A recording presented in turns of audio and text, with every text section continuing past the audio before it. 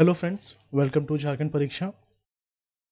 कल आपको जो है गिरिडीह जिला के बारे में पढ़ाया गया था, लेकिन उसमें साउंड का इशू था। तो फिर से इस लेक्चर को मैं तैयार करके अपलोड कर रहा हूँ। उसे हटा दिया गया है। तो अभी तक हम लोगों ने हजारीबाग पढ़ रखा है।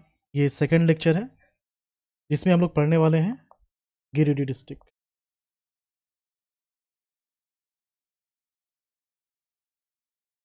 गिरिडीह, ओके। तो जब आपको हजारीबाग बताया गया था तो उस समय हिस्ट्री बताई गई थी। तो वो जो हिस्ट्री है सिर्फ हजारीबाग के लिए ही नहीं था, झारखंड के बहुत सारे डिस्ट्रिक्ट उसमें शामिल हो जाते हैं, क्योंकि पूरे छोटा नागपुर की बात हो रही थी। ओके। जैसे मैंने आपको कहा था कि महाभारत के समय या मगध एम्पायर जब था, तो उस समय जरासंध का नाम आता है यहाँ पर।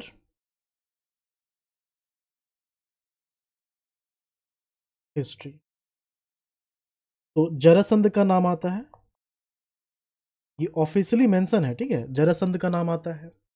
जरासंध के बाद नंद वंश के जो संस्थापक थे महापद्मनंद, उनकी उनका जिक्र होता है। महापद्मनंद,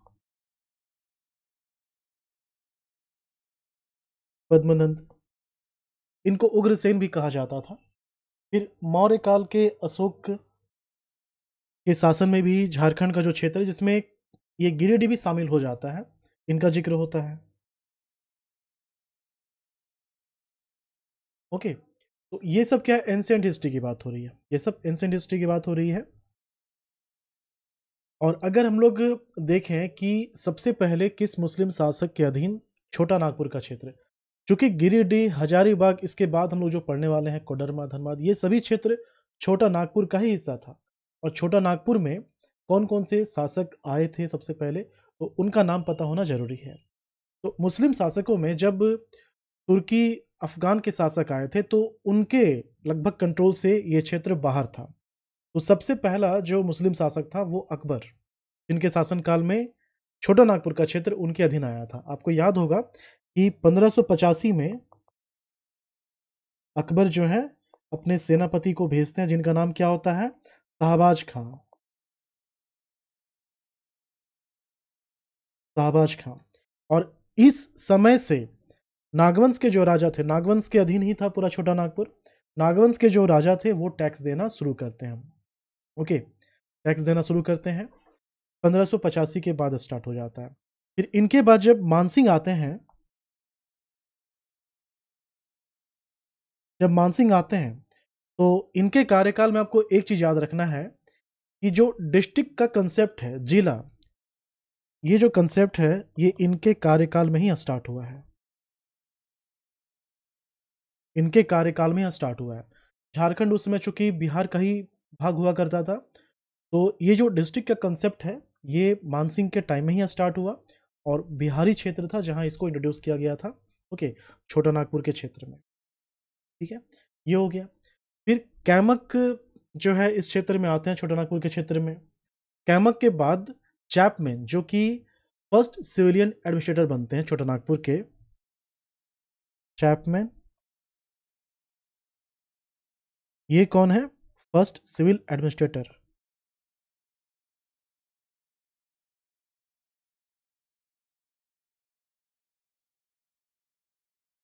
एडमिनिस्ट्रेटर पूरे छोटा नागपुर का।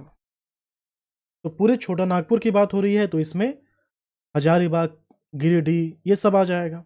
ओके। तो ये जो हिस्ट्री बता रहा हूं मैं, ये लगभग आपको सभी जगह यही पढ़ना है। जो जो इंपॉर्टेंट पॉइंट है निकल कर जो आता है, ये सब आपको बताया जा रहा है। ओके।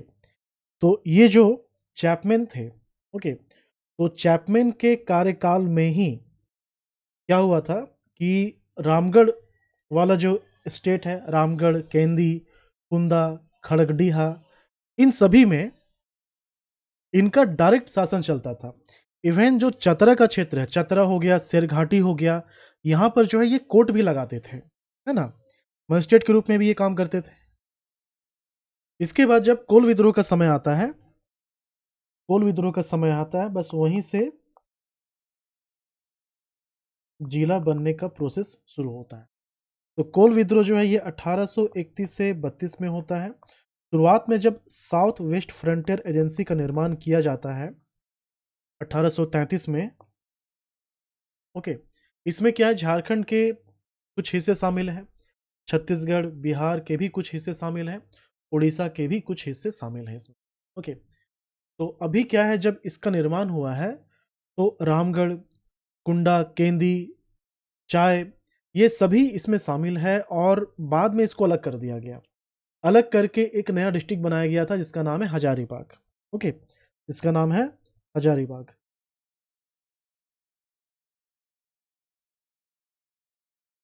ओके, तो हजारीबाग का फॉर्मेशन कब हुआ है? आप कहीं-कहीं देखेंगे 1833 लिखा हुआ रहता है, कहीं 1834 लिखा हुआ रहता है।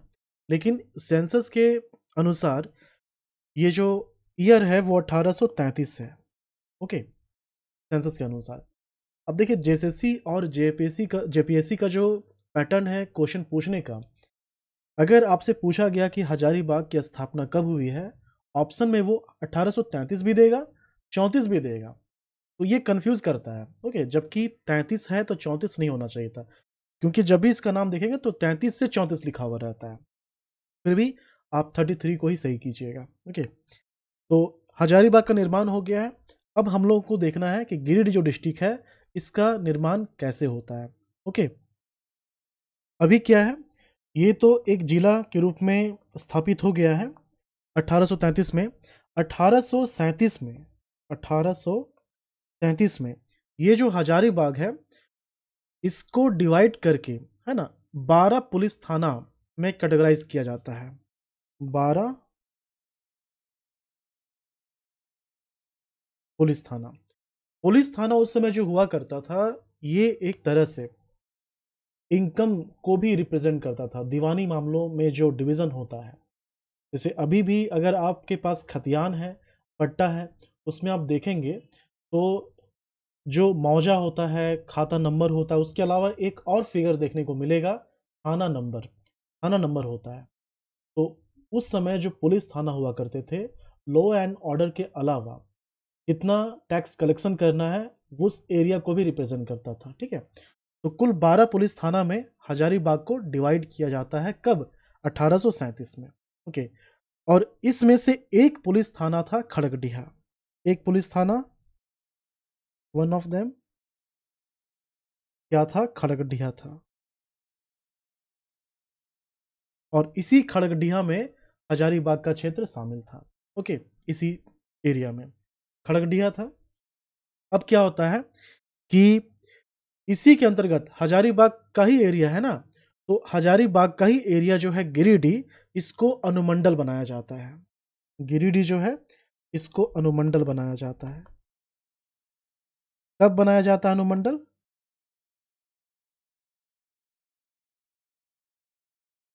अनुमंडल ये जो है 1870 में बनता है, 1870। और याद रखिएगा कि गिरिडीह अनुमंडल बना है 1870 में, लेकिन इसका हेडक्वार्टर जहां इस्टेब्लिश किया गया था उसको बोलते हैं कारहर बारी।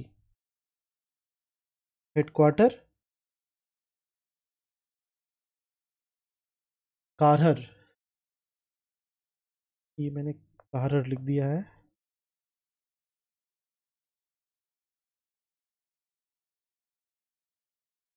ये हो जाएगा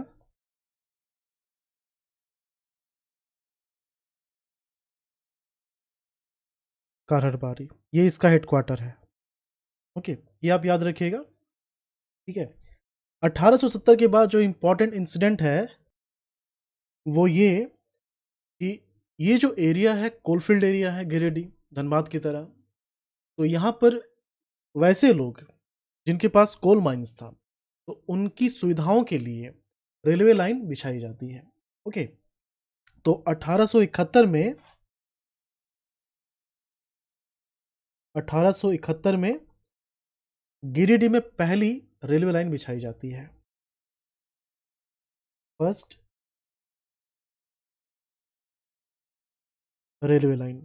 किसके किसके बीच में? गिरिडीह और मधुपुर।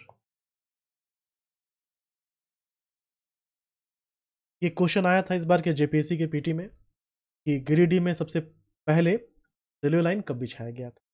ये जो डेटा है ये मैं आपको सेंसस से पढ़ा रहा हूँ।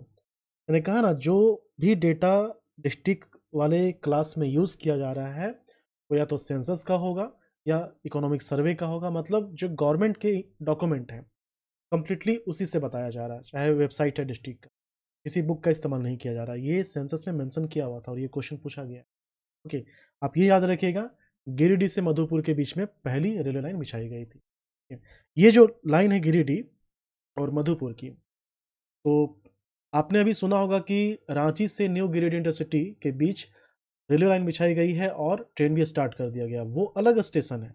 मेन गिरिडीह टाउन का जो स्टेशन है वो है ये, लेकिन इसका रूट बहुत ही अलग है। इसमें जो पैसेंजर गाड़ी होती है जो हॉल्ट पर रुकती है वैसी गाड़ी चलती है और एक ही लाइन है गिरिडीह से मधुपुर और कोई इंपॉर्टेंट सिटी नहीं है। मधुपुर कहाँ है? देवघर में है।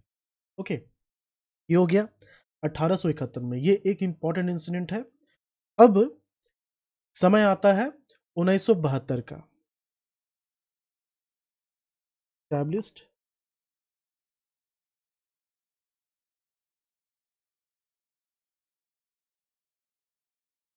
जिला की स्थापना।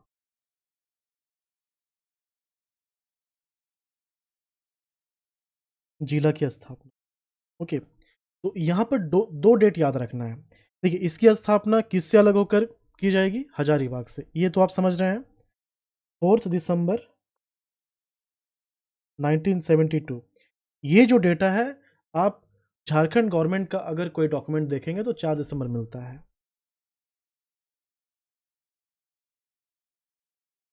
ओके, लेकिन यही चीज अगर आप सेंसस में देखेंगे तो ये कितना मिलता है? 6 दिसंबर मिलता है।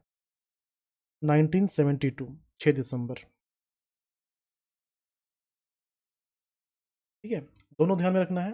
ठीक उसी तरह से झारखंड का जो एरिया है, जब आप झारखंड गवर्नमेंट का डेटा देखेंगे तो 79,714 स्क्वायर किलोमीटर, लेकिन इसी को आप सेंट्रल गवर्नमेंट के रिपोर्ट में देखेंगे तो कितना मिलता है? 79,716 स्क्वायर किलोमीटर। ठीक है, ये हो गया। अब इसकी देखते हैं बाउंड्री।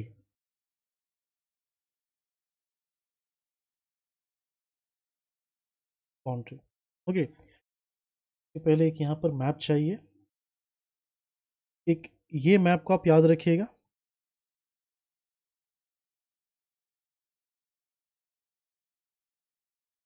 दूसरा ये।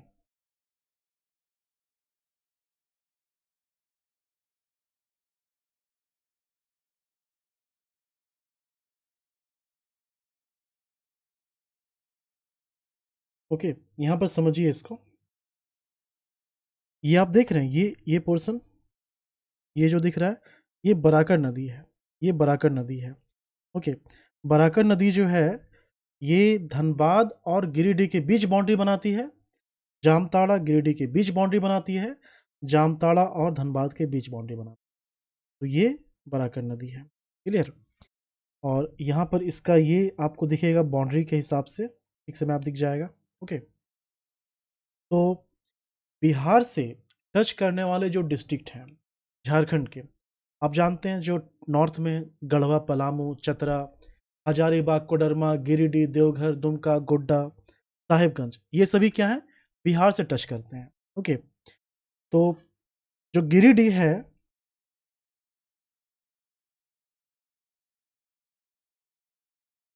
गिरिडीह झारखंड की बात की जाए तो उत्तरी छोटा नागपुर का, उत्तरी छोटा नागपुर का जो 7 जिला है उसमें से एक तो यही हो गया।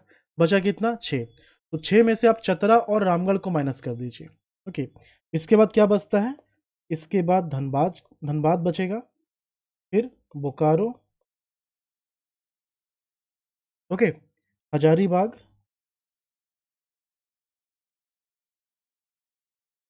हजारीबाग और कोडरमा। कोडरमा कितने हो गए? 3 1 4। 3 1 4 हो गया। फिर संथाल परगना के 2 डिस्ट्रिक्ट, कौन कौन सा? एक देवघर और एक जामताड़ा। एक जामताड़ा। कितने हो गए? 3 3 6, 6 डिस्ट्रिक्ट हो गया झारखंड का। ये 6 डिस्ट्रिक्ट झारखंड का है। बिहार से इसकी बाउंड्री लगती है और बिहार के 2 डिस्ट्रिक्ट को ये टच करता है। कौन कौन? एक है नवादा और एक जमुई। जमुई। तो यहाँ पर क्या देखने को मिला है कि झारखंड के टोटल 6 डिस्ट्रिक्ट हैं और बिहार के 2 डिस्ट्रिक्ट हैं। ओके। एक मैप है, वो पूरी तरह से आप याद रखिए उसको। देखिए ये वाला।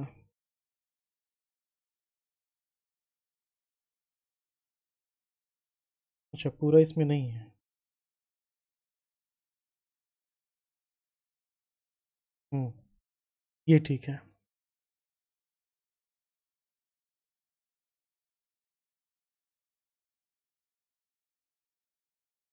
इसमें आपको पता चल जाएगा कि बिहार का कौन कौन सा डिस्ट्रिक्ट है जो कि झारखंड के डिस्ट्रिक्ट के साथ अपनी बाउंड्री शेयर करती है।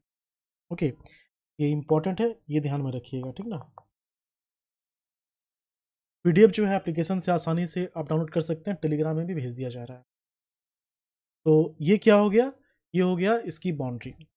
और बिहार, देखिए ये जो है ना, बिहार में ये कैमूर ये टच नहीं करता है झारखंड से। यहाँ देखिए एक छोटा सा यहाँ पर गैप बना हुआ है। ओके, तो ये टच नहीं करता है। क्लियर। गिरिडीह का जो एरिया है उसको देख लेते हैं। एरिया, तो झारखंड का जो एरिया है,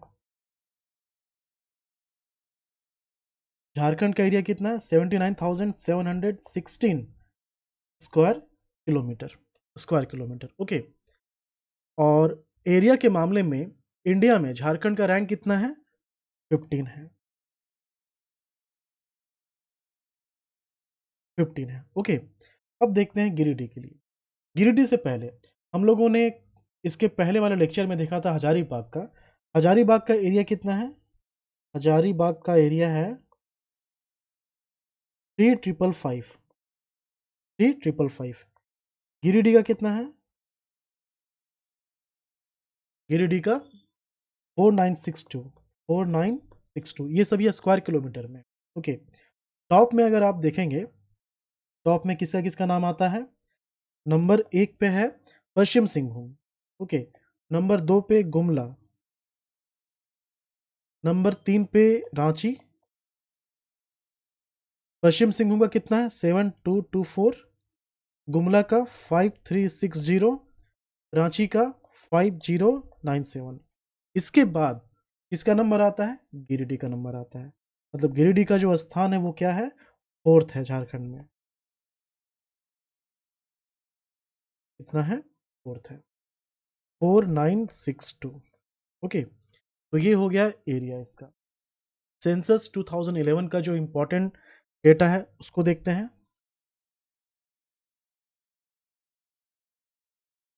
सेंसस 2011 अभी 2023 में, ये 2021 का काम चल ही रहा है, अभी पब्लिश नहीं हुआ है ये। तो 2011 का ही डेटा सब रहेगा।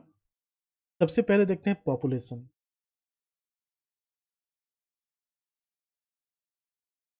पॉपुलेशन। ओके। झारखंड का कितना है? झारखंड का है 3,29,88,134। परसेंटेज में कितना होता है? 2.72%। ओके। रैंक कितना है इसका इंडिया में? 14। इंडिया में रैंक कितना है झारखंड का? 14 है। गिरिडीह का एरिया कितना है? इसके पहले जो आपको बताया गया था हजारीबाग में, याद है? हजारीबाग का था 17 लाख। 17,34,495। गिरिडीह कितना है? गिरिडीह का,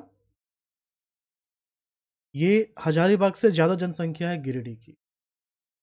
24 लाख, 45 लाख, सॉरी 24,45,474। ये गिरिडीह की जनसंख्या है। अब इसमें देखिए गिरिडीह का भले आप याद रखें ना रखें रैंक, आपको गिरिडीह का याद रखना होगा। क्यों? क्योंकि ये टॉप 3 में आता है। टॉप 3 में आता है ये। नंबर 1 पे है रांची, नंबर 2 पे धनबाद और नंबर 3 पे गिरिडीह। रांची की जनसंख्या कितनी है? 29 लाख। ओके। धनबाद की जनसंख्या 26 लाख। गिरिडीह 24 लाख। क्लियर? तो इसी तरह से ये रिपीट होता रहेगा। जैसे जैसे सीजीएल में जो इंपॉर्टेंट रैंक रखते हैं, जो इंपॉर्टेंट पोजीशन रखते हैं, उससे क्वेश्चन रहेगा। लेकिन बाकी के जो एग्जाम्स होंगे, चाहे वो इंटर लेवल का हो या सीजीएल को छोड़कर दूसरे एग्जाम हो जैसे एसएससी का, उसमें सभी डिस्ट्रिक्ट को आपको याद करना पड़ेगा। किसी भी डिस्ट्रिक्ट का एरिया, पॉपुलेशन पूछा जा सकता है। ठीक है, ये हो गया। अब यहाँ पर इसका जो लिंगानुपात है, ये कितना है?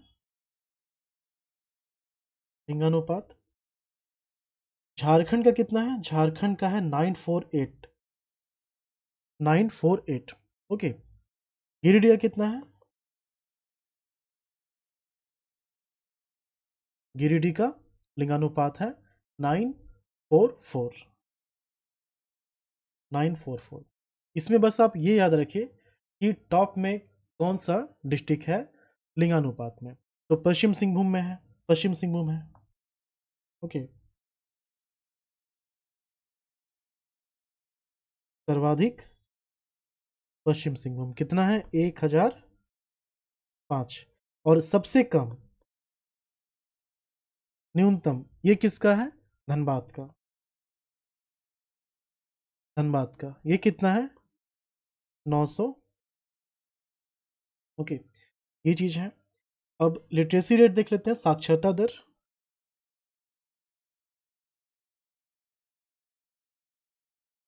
झारखंड का कितना है? 66.41%। ये झारखंड का हो गया। इसके पहले हम लोगों ने देखा था हजारीबाग का। तो हजारीबाग का खैर लिटरेसी रेट इंपॉर्टेंट नहीं है। सभी डिस्ट्रिक्ट के लिए एरिया, पॉपुलेशन याद रखिए। ओके। ब्लॉक का नंबर याद रखिए, विधानसभा लोकसभा याद रखिए। और ये जो लिटरेसी रेट हो गया, सेक्स रेशियो हो गया, तो कोई इंपॉर्टेंट पोजीशन है तो ही याद रखिए। तो यहाँ पर डायरेक्टली देखते हैं हम लोग गिरिडीह का, कि गिरिडीह का साक्षरता दर कितना है। ये हो जाएगा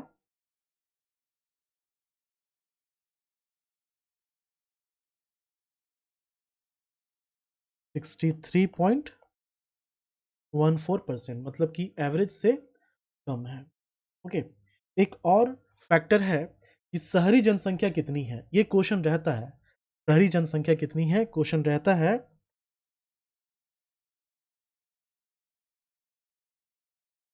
शहरी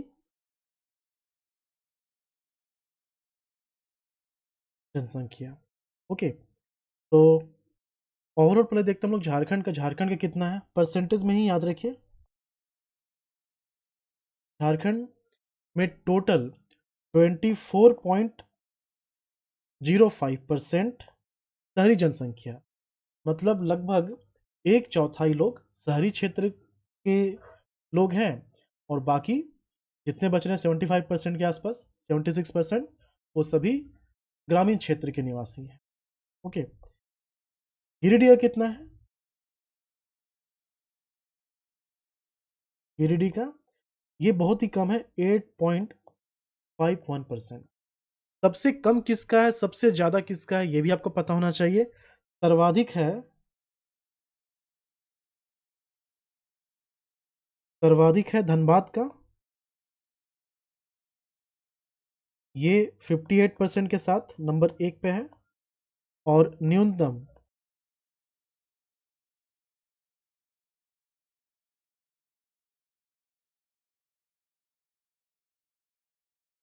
24।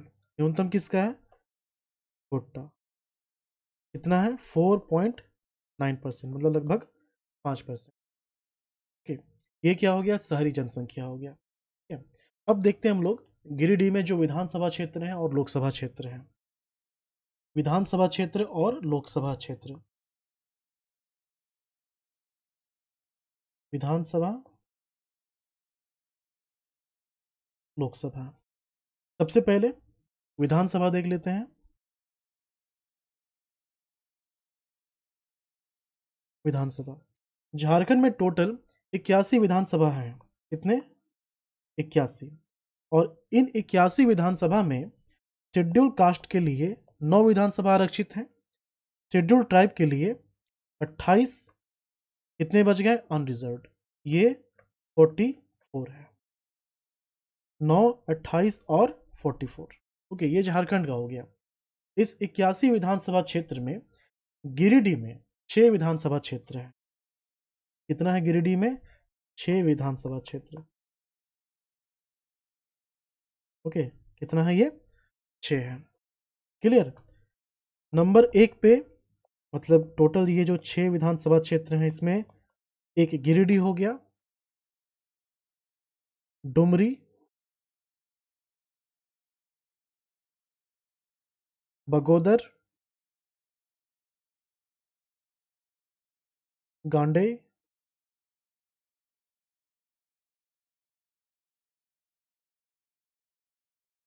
धनवार और जमुआ। ओके, अब देखिए इसमें क्या क्या याद रखना है। ये जो डुमरी विधानसभा क्षेत्र है, यहीं से जगन्नाथ महतो थे, जो कि शिक्षा मंत्री थे। ओके, उनकी मृत्यु के बाद उपचुनाव हुआ और उनकी पत्नी वहां से अभी विधायक हैं, बेबी देवी। ओके, एक ये हो गया। दूसरा, ये जो धनवार है, धनवार, यहाँ से कौन विधायक है? बाबूलाल मरांडी, झारखंड के पहले मुख्यमंत्री। क्लियर? ये हो गया। ये जो गांडे है, यहाँ से विधायक थे सरफराज अहमद, उन्होंने इस्तीफा दे दिया है, मतलब अभी ये सीट खाली है। कब दिया गया है? 1 जनवरी 2024 को। ये कुछ इंपॉर्टेंट पॉइंट्स हैं, ये मैं बता दे रहा हूँ।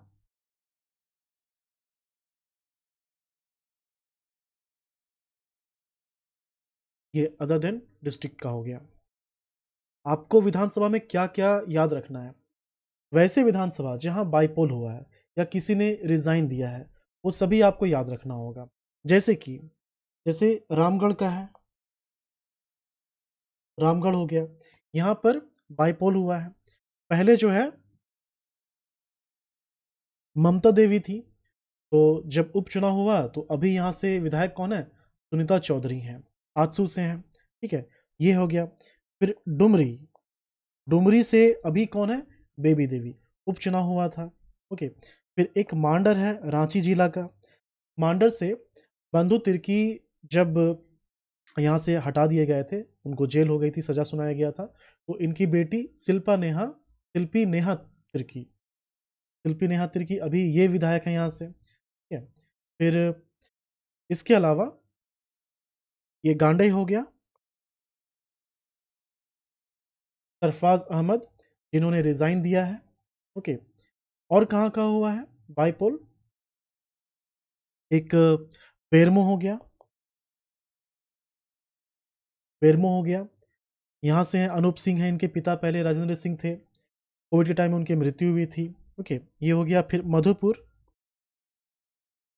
हफीजुल अंसारी, जो कि अभी खेल मंत्री हैं। ओके, इनके पिता थे पहले हाजी हुसैन अंसारी, तो यहाँ भी बाईपोल हुआ है। ये सब क्या हो गया? इंपॉर्टेंट चीज़ हो गया ना, तो मैं हटा दे रहा हूँ। और यहाँ पर एक मैप लगाया जा रहा है, उसको आप ध्यान में रखिएगा, ये वाला मैप।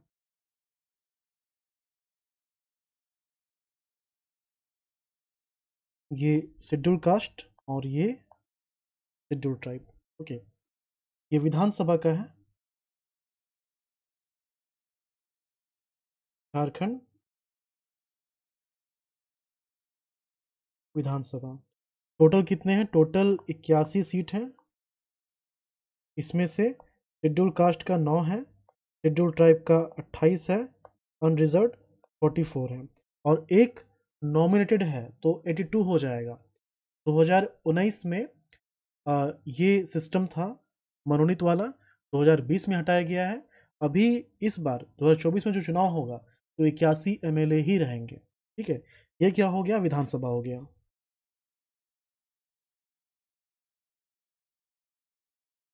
अच्छा, लाइट चली गई थी।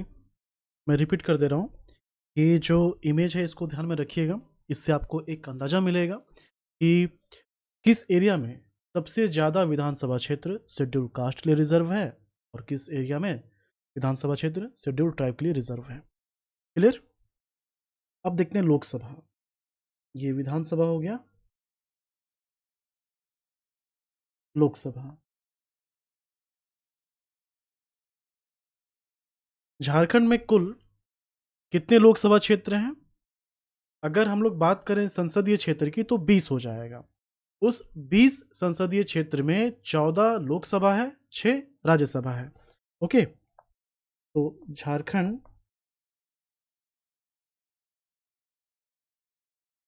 14 लोकसभा है और इस 14 में शेड्यूल कास्ट के लिए एक है जो पलामू का है।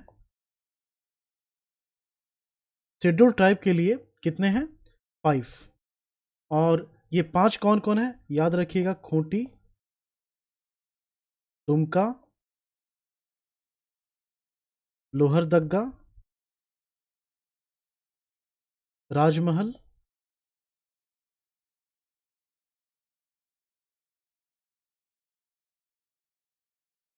सिंहभूम। ये टोटल 5 हो गए। ठीक है, अब आते हैं हम लोग गिरिडीह में। गिरिडीह खुद एक लोकसभा क्षेत्र है। गिरिडीह लोकसभा क्षेत्र।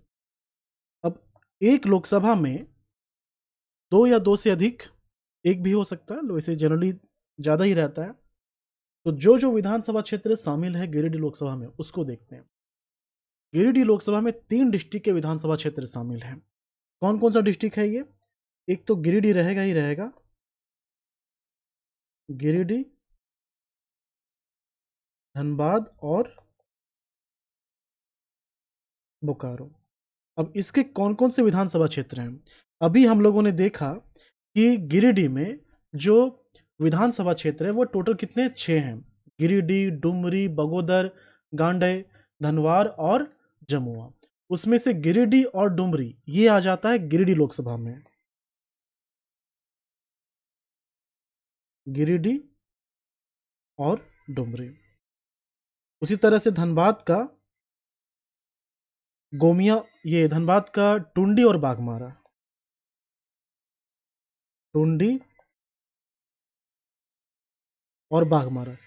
अभी जो ढुल्लू महतो विधायक हैं वो बाघमारा से ही हैं, जिनको धनबाद लोकसभा का टिकट मिला है बीजेपी से। ये मैंने उल्टा लिख दिया क्या? अच्छा, धनबाद यहाँ होगा ना, टुंडी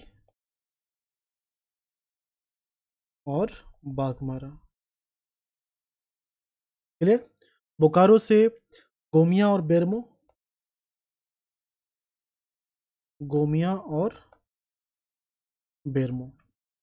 ठीक है, ये हो गया गिरिडीह लोकसभा के विधानसभा क्षेत्र। ठीक है, इसमें हम लोग एक छोटा सा मैप देखते हैं तो थोड़ा सा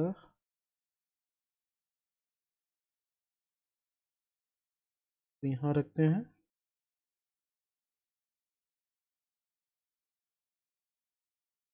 तो यहाँ रखते हैं।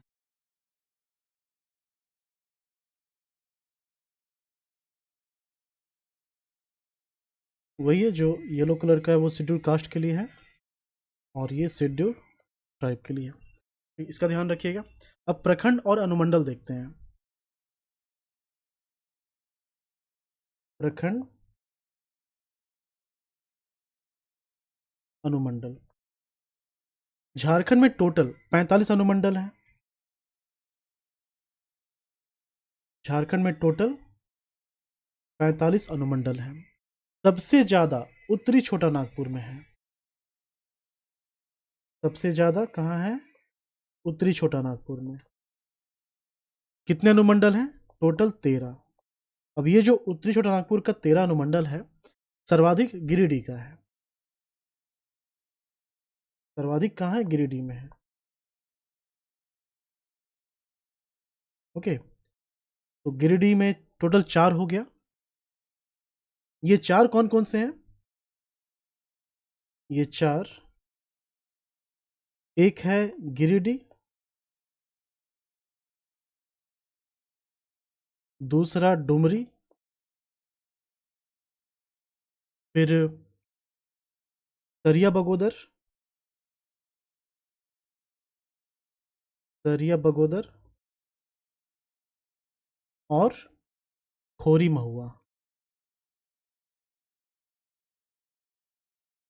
खोरी महुआ, यही गिरिडीह के अनुमंडल हैं।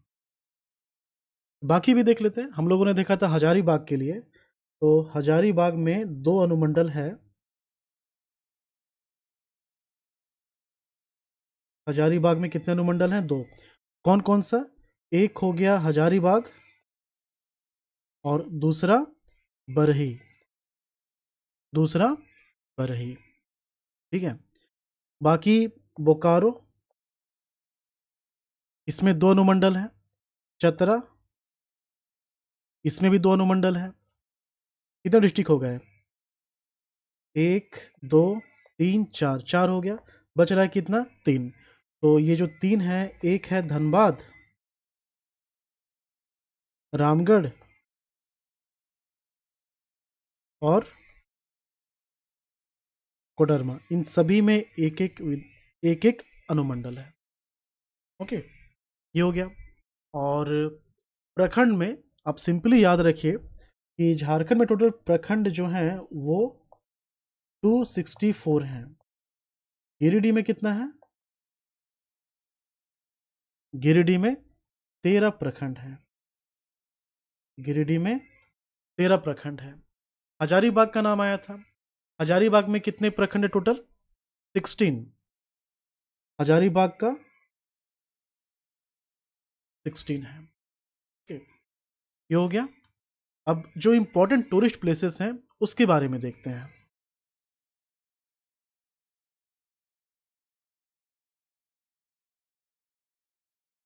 टूरिस्ट प्लेसेस, तो इसमें मंदिर या फिर वाटरफॉल ये सब शामिल हो जाते हैं, ठीक ना? एक है मधुबन। मधुबन ये पारसनाथ के लिए ही जाना जाता है। पारसनाथ पहाड़ का जो विस्तार है वो तो गिरिडीह और धनबाद तक भी है। धनबाद के कुछ एरिया में उसका विस्तार है। लेकिन पारसनाथ अगर आप जाना चाहते हैं, तीर्थ स्थान जो है पारसनाथ का, वहाँ जाना चाहते हैं, तो आपको मधुबन जाना पड़ेगा।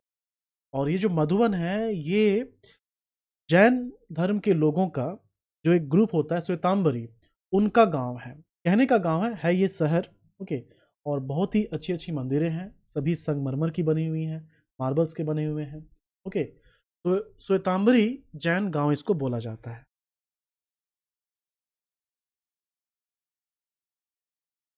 श्वेतांबरी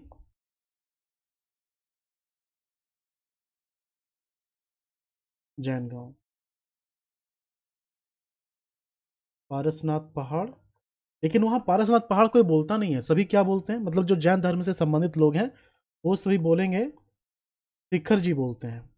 समेत शिखर है ना, तो इसीलिए शिखर जी बोला जाता है। ओके, इस बार क्वेश्चन भी आया था कि जो पारसनाथ पहाड़ है वो किस जगह में है? ये जो पारसनाथ पहाड़ है ये मधुबन में है। मधुबन किस प्रखंड में आता है? पीरटांड़ प्रखंड में आता है। पीरटांड़ प्रखंड आता है डुमरी अनुमंडल में। ओके, तो ध्यान रखिएगा इसका। ये जो है ऑप्शन में सब कुछ था। पीरटांड़ प्रखंड,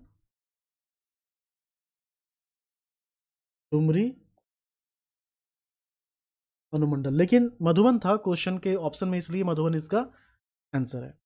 क्लियर? मधुबन के अलावा अलग से हमें पारसनाथ भी जानना चाहिए।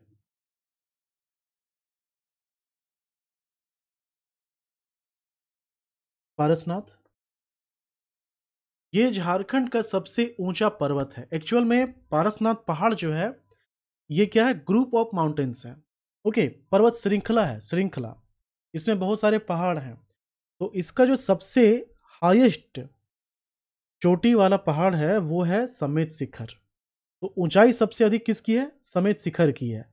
पारसनाथ पहाड़ क्या है? एक श्रृंखला है, ओके। लेकिन पारसनाथ के नाम से ही फेमस है। 1365 मीटर इसकी हाइट है।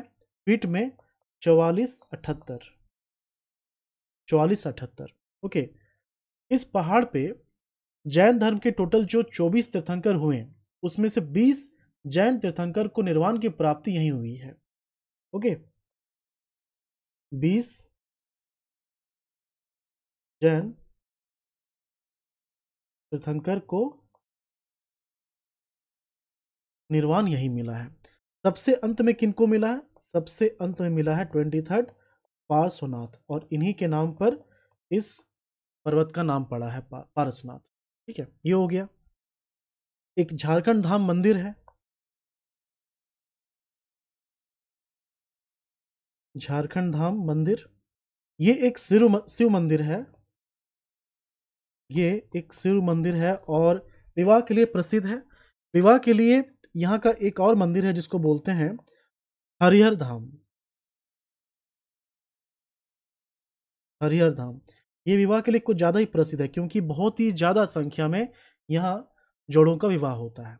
ओके, तो ये भी एक शिव मंदिर है।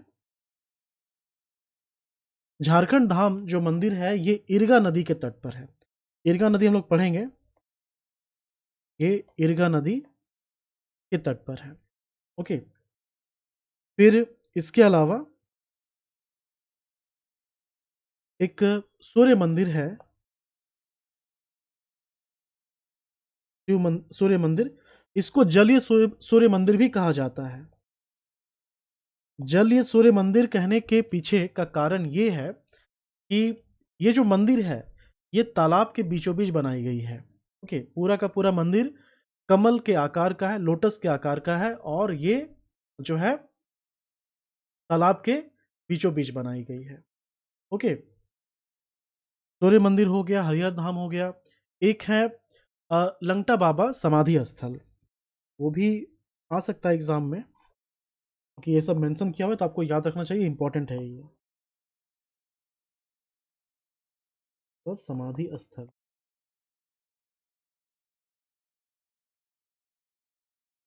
इसमें क्या है कि जो नागा साधु होते हैं वो तो निर्वस्त्र ही रहते हैं, नागा साधु।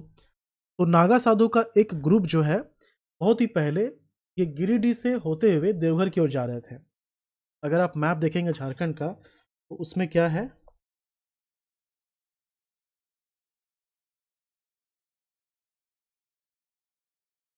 यहाँ पर क्या है गिरिडीह, और यहाँ पर है देवघर। मतलब इधर से आप जा रहे हैं, चाहे इधर से जा रहे हैं, तो आपको गिरिडीह होते हुए जाना पड़ेगा। ठीक है, तो गिरिडीह होते हुए सभी देवघर जा रहे थे, ठीक ना। ये लोग सभी गिरिडीह में रुकते हैं, फिर उसके बाद आगे की ओर प्रस्थान करते हैं। उसमें से एक नागा साधु इसी क्षेत्र में, गिरिडीह के क्षेत्र में रुक जाते हैं, और यहीं पर रहकर अपना सारा काम, चाहे वो चमत्कार वाला काम हो, लोगों की सेवा वाला काम हो, तो वो यहीं पर रहते हैं, उनका जीवन यहीं बीतता है, और यहीं पर वो समाधि लेते हैं पौष की पूर्णिमा के दिन। तो पूष महीने का जो पूर्णिमा होता है उस दिन यहाँ मेले का आयोजन किया जाता है। ओके, उस दिन यहाँ मेले का आयोजन किया जाता है। ठीक है? फिर एक है सूर्य नहीं, कबीर ज्ञान मंदिर। सूर्य मंदिर तो हो गया है, कबीर ज्ञान मंदिर, बस इतना याद रखिए, कबीर ज्ञान मंदिर है एक। ओके, फिर दुखिया महादेव टेम्पल है, दुखिया महादेव मंदिर है, ये भी यहाँ पर है। तो ये सब जो बताया गया आपको, ये सभी तीर्थ स्थान है। क्या है? तीर्थ स्थान। ठीक है, अब देखते हैं जो इंपॉर्टेंट रिवर है, इंपॉर्टेंट रिवर। सबसे पहले नाम आता है बराकर का, जब भी हम लोग नदी की बात करेंगे। क्यों? बराकर का ओरिजिन तो होता है हजारीबाग से। हजारीबाग से निकलने के बाद इसका जो प्रवाह है ये कोडरमा को टच करते हुए गिरिडीह जाती है। में मैप रहेगा तो थोड़ा सा समझ पाएंगे।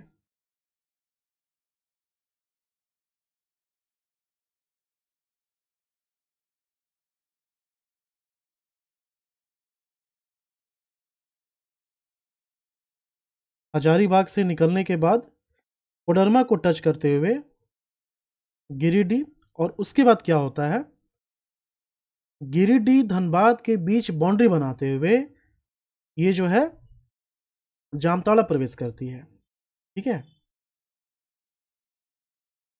फिर धनबाद जामताड़ा के बीच बाउंड्री बनाते हुए ये पश्चिम बंगाल जाती है, और पश्चिम बंगाल में ये जो है दामोदर से मिलती है ना, दामोदर से मिल जाती है। ये क्या है, ये दामोदर हो गया, ठीक है, पश्चिम बंगाल में। तो ये एक इंपॉर्टेंट रिवर है बराकर नदी, दामोदर की सबसे बड़ी सहायक नदी है ये, ठीक है। फिर जमुनिया नदी है,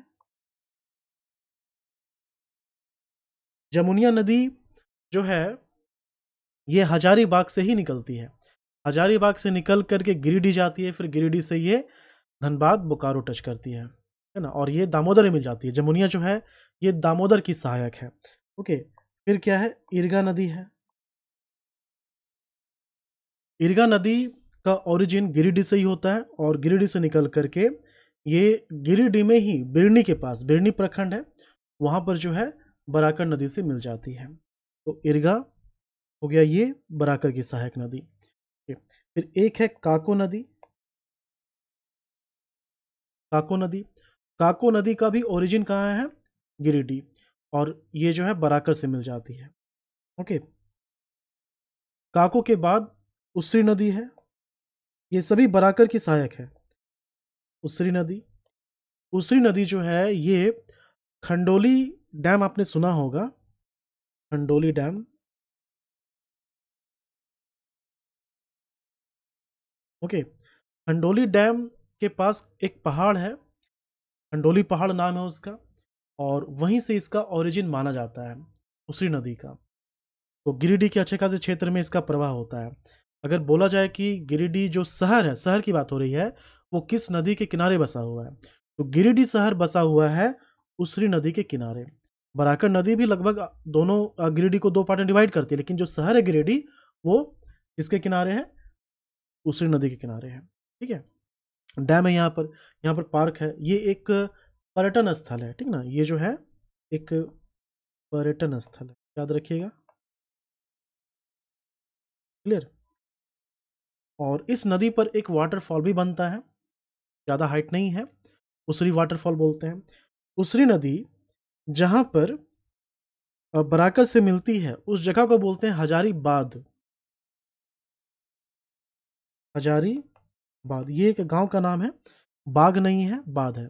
यहाँ पर जो है ये बराकर से मिलती है, ओके। यहाँ पर जो है ये बराकर से मिलती है, ओके। ये हो गया। फिर इसके बाद और जो इम्पोर्टेंट रिवर है उसमें एक हो जाता है जयंती नदी, जयंती नदी। फिर एक है पथरो नदी, पथरो नदी, ठीक है। तो यहाँ पर क्या है,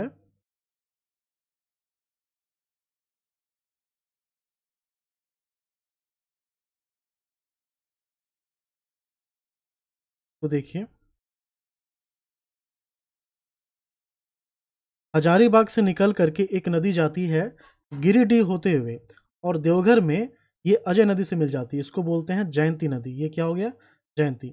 पथरो नदी जो है ये गिरिडीह से ही निकलती है और देवघर में अजय नदी से मिल जाती है, ओके, अजय नदी से मिल जाती है, ये अजय नदी है, और ये पथरो है। तो ये आपको याद रखना है, जयंती और पथरो जो है अजय की सहायक है।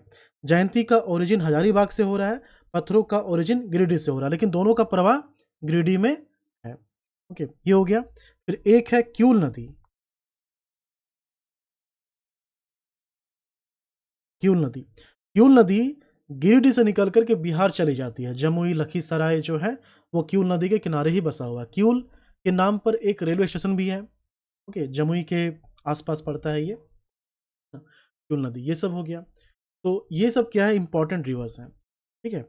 आप ये जानते हैं कि जो झारखंड का मैथन डैम है वो बराकर नदी पर बना हुआ है, ओके। तो मैथन डैम के बहार को कम करने के लिए एक डैम की स्थापना की जा रही है, अंडर कंस्ट्रक्शन है बराकर नदी पर ही, उसको बोलते हैं बेल पहाड़ी डैम,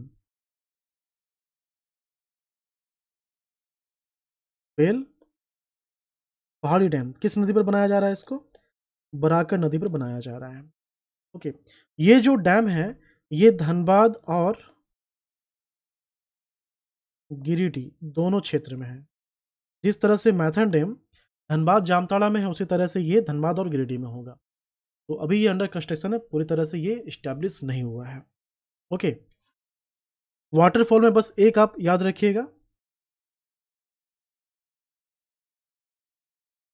उसरी जलप्रपात वाटरफॉल। इसकी जो ऊंचाई है वो 12 मीटर है, मात्र 12 मीटर है, फीट में 39। कहाँ है ये? गिरिडीह में है। वन्यजीव अभयारण्य में एक पारसनाथ वन्यजीव अभयारण्य है, पारसनाथ वन्यजीव अभयारण्य। ओके, जब आपको वन्यजीव अभयारण्य पढ़ाया गया था तो उस समय जिक्र किया गया है कि 1976 में कुल 5 वन्यजीव अभयारण्य बने हैं। 78 में 2, 84 में 1, 85 में 1, 90 1, 91 1, टोटल कितना हो गया? 11। तो 11 वन्यजीव अभयारण्य है। ओके, एक नेशनल पार्क है। एक क्या है? National park. एक टाइगर रिजर्व है और एक एलिफेंट रिजर्व है। ओके, ये जो पारसनाथ वन्यजीव अभयारण्य है इसकी स्थापना 1984 में हुई है। कब? 1984 में। और इसका एरिया कितना है? 49.33 स्क्वायर किलोमीटर। ये इसका एरिया हो गया पारसनाथ वन्यजीव अभयारण्य का। अभी आपको जो बताया गया था मधुबन, तो मधुबन में क्या है? बहुत सारे जैन धर्म से संबंधित म्यूजियम है, मंदिर हैं। और वहाँ पर एक जो है एक म्यूजियम के पास में ही, म्यूजियम में ही एक्चुअली, म्यूजियम में ही एक टेलीस्कोप है। उस टेलीस्कोप के माध्यम से, वो पब्लिक के लिए ही है, उस टेलीस्कोप के माध्यम से ये पूरा का पूरा जो वन्य जीव अभयारण्य है उसको आप देख सकते हैं। ठीक है, वो मधुबन में है। फिर जो इंपॉर्टेंट शिक्षण संस्थान है गिरिडीह के, उसको हम लोग देखते हैं। शिक्षण संस्थान, इसमें एक नाम आ जाएगा JC Bose, Jagdish Chandra Bose university and engineering college, university and engineering college. अभी ये प्रस्तावित है, अंडर कंस्ट्रक्शन है। ठीक है, ध्यान रखिएगा, ये जो है अभी प्रस्तावित है। जेसी बोस जो थे एक साइंटिस्ट थे जिनके जीवन का कुछ वंश गिरिडीह में बीता था। गिरिडीह में इनका जो आवास है वहाँ पर एक स्कूल की स्थापना कर दी गई है, जेसी बोस गर्ल्स हाई स्कूल। और एक म्यूजियम भी बनाया गया इनके नाम पे, जेसी बोस म्यूजियम। और इन्हीं के आवास के बाउंड्री से टच करता हुआ आईएसआई, जो सांख्यिकी संस्थान होता है भारत का, उसका एक सेंटर है। ओके, फिर इसके बाद यूनानी मेडिकल कॉलेज है, यूनानी मेडिकल कॉलेज खंडोली, आप जानते हैं गिरिडीह में है। इसके नाम से यहीं पर इसी एरिया में खंडोली के पास में एक प्राइवेट इंजीनियरिंग कॉलेज है, खंडोली इंस्टीट्यूट ऑफ टेक्नोलॉजी। ये हो गया। यहाँ पर मुर्गी शोध संस्थान है, इसको बोलते हैं poultry research and development centre, development centre, मुर्गी शोध संस्थान। हिंदी में रहेगा तो कंफ्यूज नहीं करेंगे।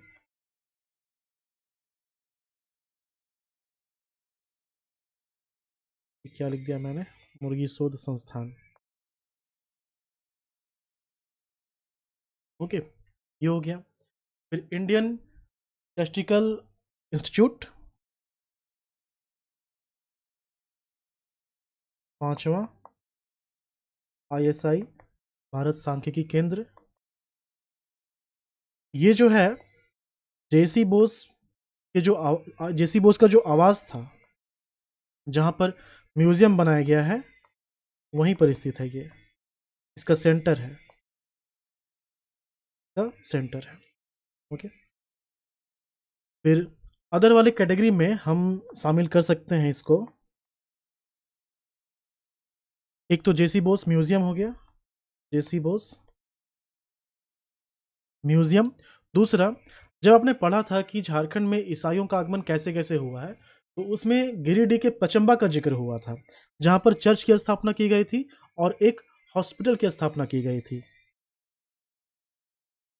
Stevenson memorial college, sorry memorial church, memorial church. ये कहाँ है? ये पचम्बा में है, ये जो है पचम्बा में है। ओके, ये हो गया। इसके अलावे गिरिडीह से संबंधित जो इंपॉर्टेंट पर्सन है उसको देख लेते हैं हम लोग।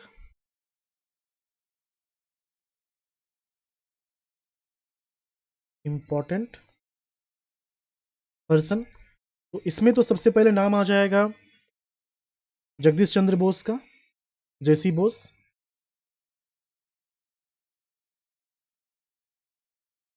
जगदीश चंद्र बोस। ओके, ये एक साइंटिस्ट थे, जैसे कि मैंने बताया कि इनका आवास जो है वो एक म्यूजियम बन गया है। फिर कृष्ण वल्लभ साहे, केवी साहे जिनको बोला जाता है, कृष्ण वल्लभ साहे। अब यहाँ पर आप सोचेंगे कि हजारीबाग जब पढ़ाया जा रहा था तो वहाँ पर बताया गया था कृष्ण वल्लभ साहे का कार्य क्षेत्र हजारीबाग था।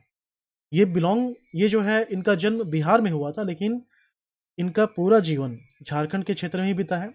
हजारीबाग भी था और गिरिडीह भी इनका कार्य क्षेत्र था।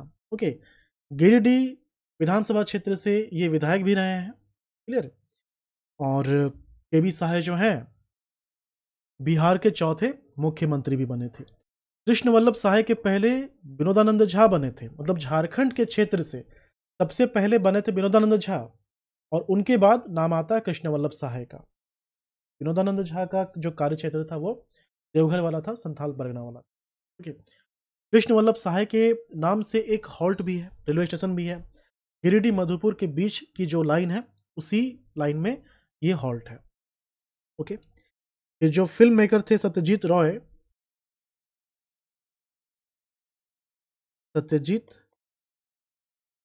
रॉय, इनके जीवन का भी कुछ अंश जो है यहाँ बीता है, खासकर बचपन इनका जो है गिरिडीह में बीता है। ओके, फिर असहयोग आंदोलन में, सविनय अवज्ञा आंदोलन में, नमक सत्याग्रह जब आपको पढ़ाया गया था तो आपने ये देखा था कि कृष्ण वल्लभ साहे थे, इनके साथ सरस्वती देवी थी, सरला देवी थी। तो ये लोगों ने क्या किया था कि हजारीबाग के खचांजी तालाब में नमक बनाकर नमक कानून को तोड़ा था, उल्लंघन किया था। उसमें एक मीरा देवी भी शामिल थी, मीरा देवी। तो ये राष्ट्रीय आंदोलन से जुड़ी हुई थी। ओके, फिर रविंद्रनाथ टैगोर, रविंद्रनाथ टैगोर, इनके जीवन का भी कुछ अंश जो है यहाँ बीता है। ओके, फिर इनके बाद मनोरंजन गुहा,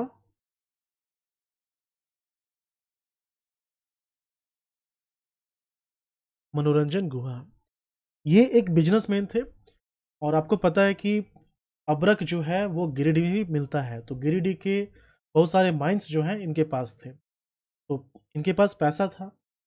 तो देश हित में जब फ्रीडम मूवमेंट चल रहा था, तो जो क्रांतिकारी हुआ करते थे उनको ये एक तरह से प्रमोट करते थे, किसी भी आंदोलन में पैसे की जरूरत है तो ये दिया करते थे। तो ये जो है व्यवसायी थे।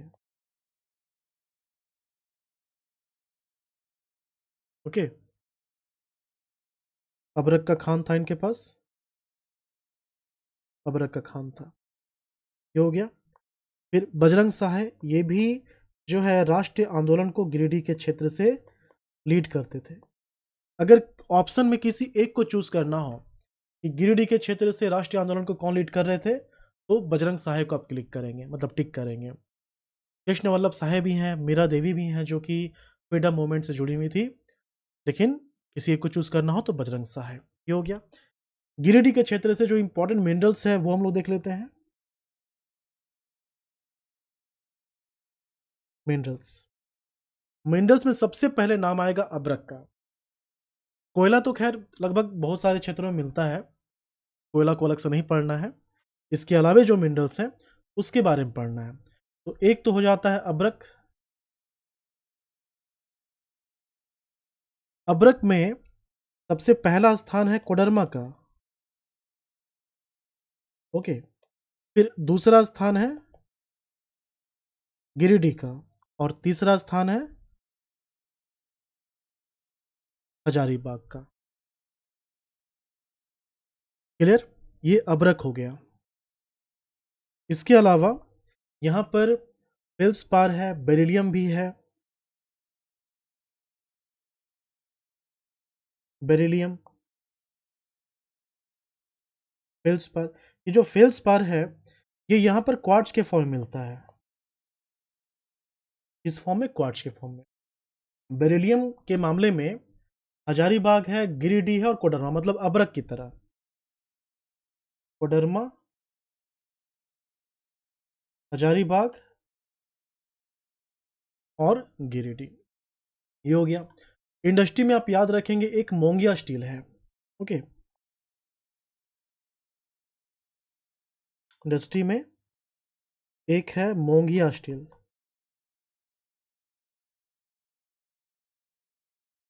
आप जानते ही होंगे क्योंकि बहुत सारे क्षेत्रों में खासकर जो पुलिस बैरिकेड होता है वो यही स्पॉन्सर करते हैं, लगभग सभी क्षेत्र झारखंड के।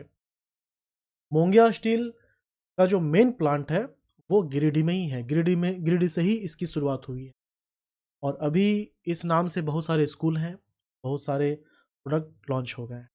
ये हो गया। अब देखते हैं हम लोग स्थानीय प्रशासन। स्थानीय प्रशासन में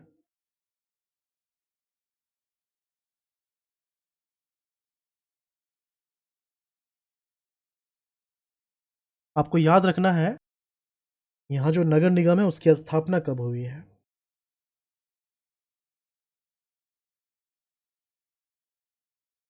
गिरिडीह नगर निगम। ओके, 19 सितंबर 2017 और ये नवीनतम नगर निगम है, लेटेस्ट है।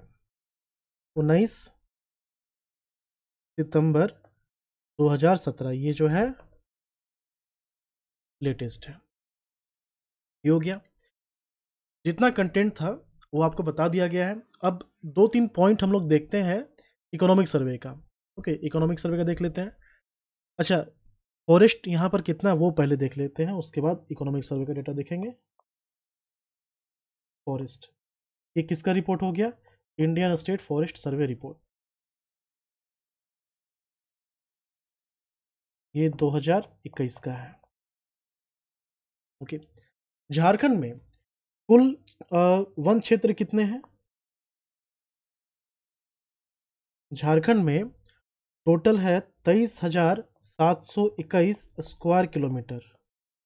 परसेंटेज में भी आपको याद रखना है, कोई भी एक एग्जाम में आ सकता है, जैसे कि इस बार आया था उसमें फिगर था, परसेंटेज नहीं था, तो दोनों याद रखना है। ओके, ये हो गया। और 2019 के रिस्पेक्ट में हर 2 वर्ष में वन सर्वेक्षण होता है।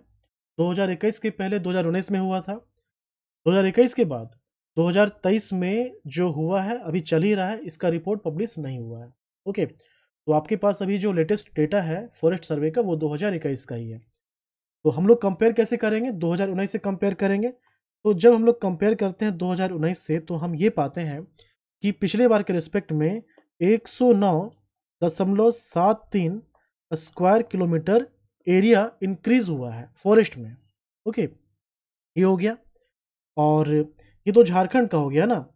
इसमें हजारीबाग की बात की जाए, क्योंकि कल मतलब इसके पहले हजारीबाग आप लोग पढ़ चुके हैं। हजारीबाग, तो यहाँ कितना फॉरेस्ट है? 38.35% फॉरेस्ट है। ओके, जो कि 1363 स्क्वायर किलोमीटर होता है। हजारीबाग का एरिया कितना है? 3555 स्क्वायर किलोमीटर। फॉरेस्ट कितना है? 1363 स्क्वायर किलोमीटर। ओके, गिरिडीह, अब आते हैं गिरिडीह जिला। इसका एरिया कितना है? जोग्राफिकल एरिया है 4962 स्क्वायर किलोमीटर। फॉरेस्ट कितना है? फॉरेस्ट है 905.91 स्क्वायर किलोमीटर। तो परसेंटेज कितना हो गया? ये हो गया 18.26%। ओके, ये चीज़ है। और जहाँ कुछ इंपॉर्टेंट पॉइंट होगा, जैसे कि पिछले बार के रिस्पेक्ट में इंक्रीज हुआ, डिक्रीज हुआ, तो डिक्रीज वाला इंपॉर्टेंट है। और जहाँ कुछ नहीं हुआ, जितना 2019 में था उतना 2021 में है, तो वो है गोड्डा, जीरो इंक्रीमेंट हुआ है, जीरो इंक्रीमेंट हुआ है। क्लियर? अब इकोनॉमिक सर्वे का डेटा देखते हैं, इंपॉर्टेंट डेटा।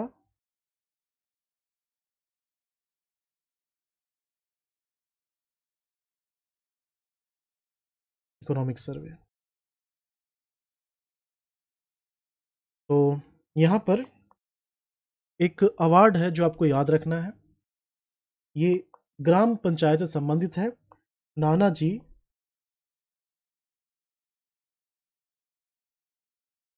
देशमुख राष्ट्रीय गौरव ग्राम सभा पुरस्कार, ये 2022 का पुरस्कार है। ओके, तो विभिन्न ग्राम पंचायत को इसमें जो है शामिल किया जाता है। झारखंड के 3 ग्राम पंचायत को इस पुरस्कार से पुरस्कृत किया गया। और वो 3 ग्राम पंचायत कौन कौन से हैं, इसे देखना है। झारखंड के 3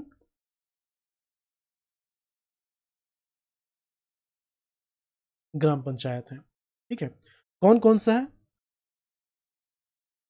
एक है बंगर काला,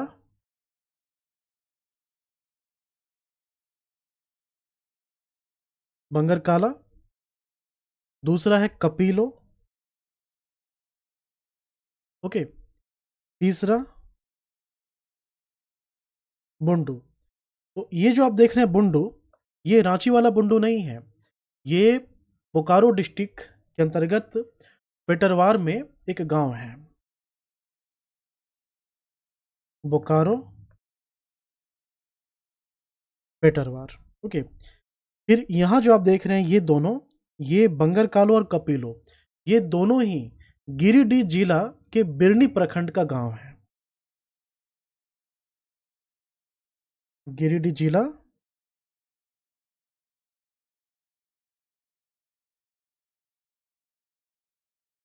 के बिरनी प्रखंड का गांव है।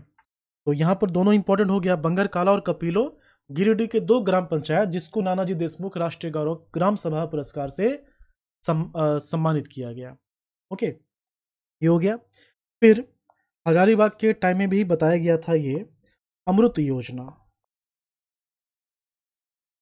ये क्या होता है? Atal mission for rejuvenation and urban development, urban transformation, urban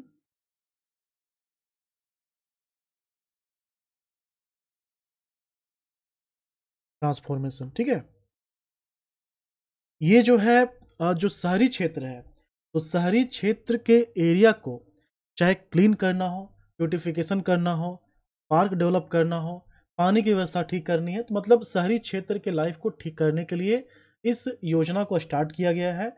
और इसमें झारखंड के 7 शहर को शामिल किया गया है। Okay, 7 cities of Jharkhand. अब ये 7 शहर कौन कौन से हैं? इसमें धनबाद है, ओके, रांची है, देवघर, हजारीबाग, गिरिडीह, ये शहर हो गया। 2 और बच रहा है। 6 में आदित्यपुर है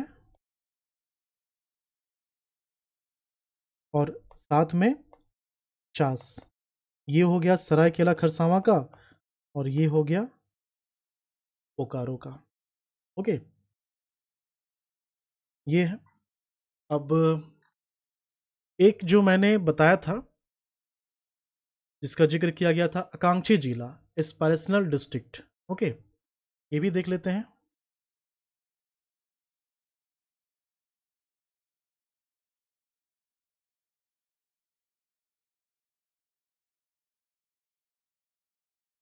आकांक्षी जिला योजना,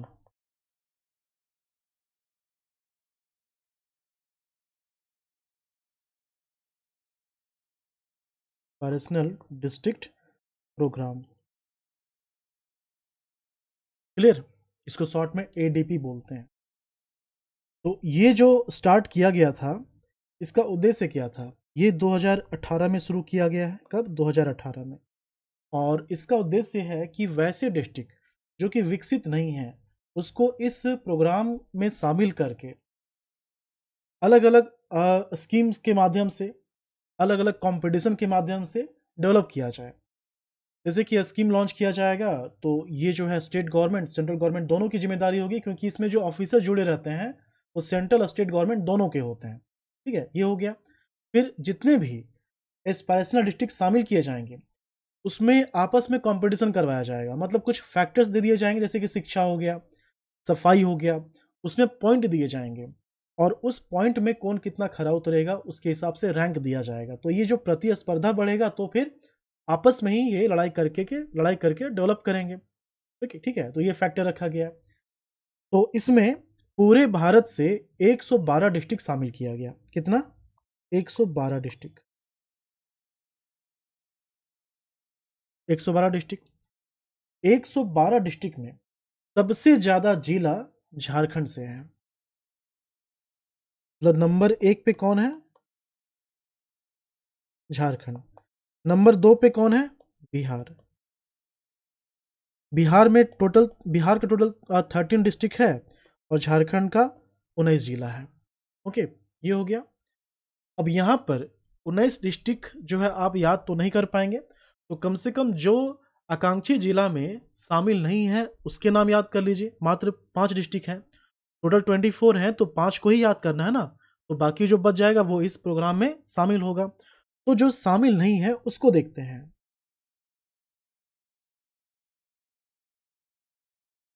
शामिल जो नहीं है उसको देखते हैं।